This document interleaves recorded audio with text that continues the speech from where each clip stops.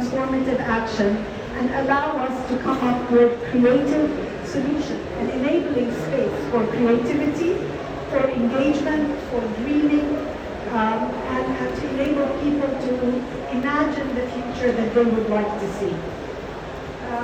In our session today, we hope to hear from our leaders how we can flip that paradigm, how we can set priorities. Leadership matters at the end of the day, and our leaders here will be instrumental in charting the way forward for us all. They will help us in government, in civil society, in business to set priorities, to direct resources, which are all needed to come up with comprehensive practical solutions for climate change. So thank you all very much for being here today. If I may ask Debra Roberts to say just a few words. I know you were the speaker this morning, and if you could just let us know from the... Great, that we've got some show ignition from the back. So good afternoon, everyone. I'm a bit of a pop-up speaker, a last-minute invitation to the panel.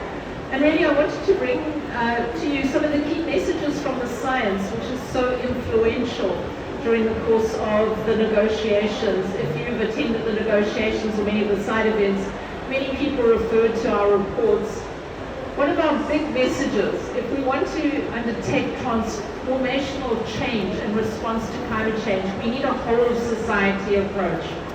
No individual, no house, no village, no town, no city, no country can sit out this particular dance. And the question is, how do we bring science then to understand where people live, where they work, how they get through their days, so that we can make climate change and climate change science relevant to their resource allocation.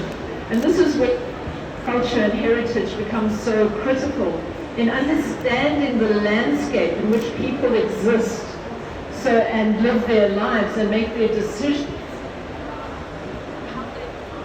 about how they live those lives. And last year, the IPCC, together with UNESCO and ECOMOS, came together for the first time in a structured way in an international co-sponsored meeting to look at culture and heritage and the role it plays in relation to climate science.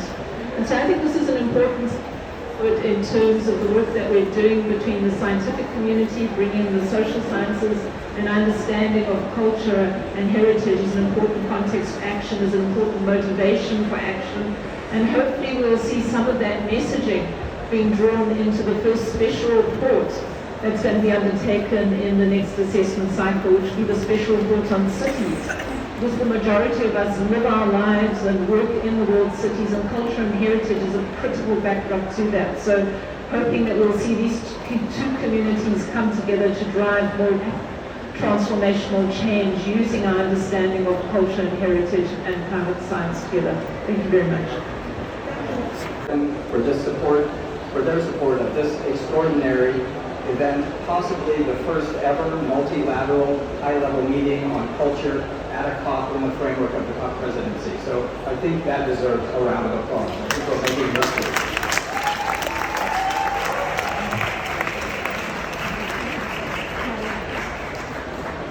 As you know, in fact we've heard it already, the motto of this COP is the implementation COP. In fact, its hashtag is Together for Implementation. Because time is short, I'm just going to be blunt. I want it to be said in this space to every policymaker, to every climate planner, that there can be no successful implementation without culture. Culture is what holds together the idea of togetherness that is in the COP motto. How do I know this with certainty? I know it because we've already tried climate implementation without culture, and look where that has gotten us. It has gotten us far off track. We haven't kept 1.5 alive.